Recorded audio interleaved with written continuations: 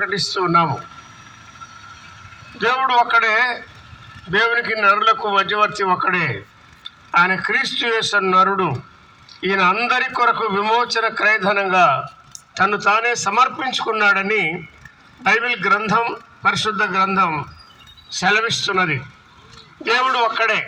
ఈ లోకంలో ఎన్ని రకాల అభిప్రాయాలున్నా నిజమైన దేవుడు, జీవము గల దేవుడు, మహిమ గల దేవుడు, పరిశుద్ధుడైన దేవుడు, శ్రీమంతుడైన దేవుడు, సర్వజ్ఞాని, సర్వాధికారి, సర్వోపకారి, సర్వవ్యాపి, సర్వశక్తిమంతుడు, దేవాది దేవుడు ఒక్కడే.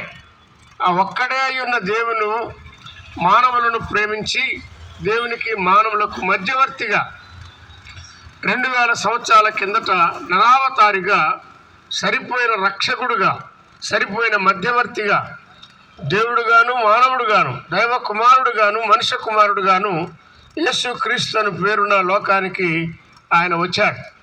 కృప సత్య సంపూర్ణుడుగా ఆయన శరీరధారిగా ఈ లోకంలో జన్మించాడు, జీవించాడు. అందరూ స్త్రీ పురుషుల వలె పాపములో జన్మించిన వాడు కాడు. పాపం ఎరుగని వాడుగా, పాపం లేనివాడుగా, పుణ్యపురుషుడుగా ఆయన లోకానికి వచ్చాడు. ఆయన ఒక్కడే మనకు సరిపోయినవాడు. మన పాపాలు క్షమించడానికి సరిపోయినవాడు. పాపాలు క్షమించాలంటే రక్తము చిందించాలి.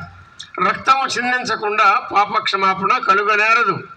అందుకే పాపము లేనివాడుగా ఆయన లోకంలో కన్య ద్వారా జన్మించి, పరిశుద్ధాత్మ ద్వారా జన్మించి, పాపం ఎరుగని వాడుగా జీవించి, మన కోసం పాపముగా చేయబడి, పాపానికి రావాల్సిన శిక్ష యావత్తు ఆయన మాంసయుక్తమైన దేహమందు ఆయన అనుభవించాడు.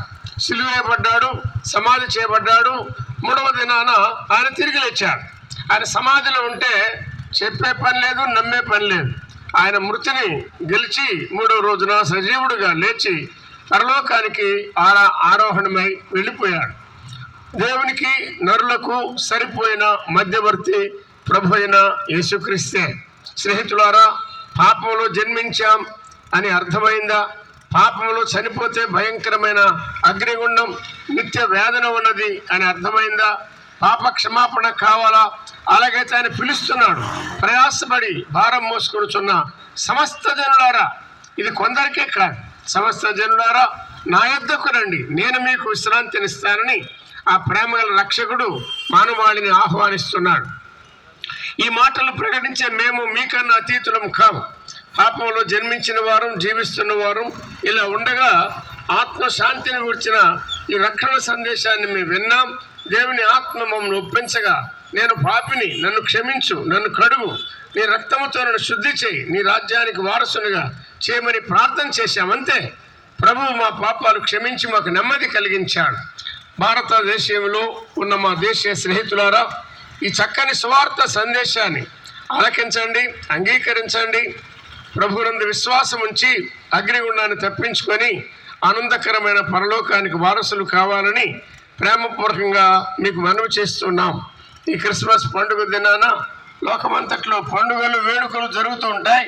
అయితే దేవుని వాక్యం వినాలని ఆశ గలవారు ఉంటే ఈ ఉదయకాలం 9 గంటలకు రాజారెడ్డి వీధి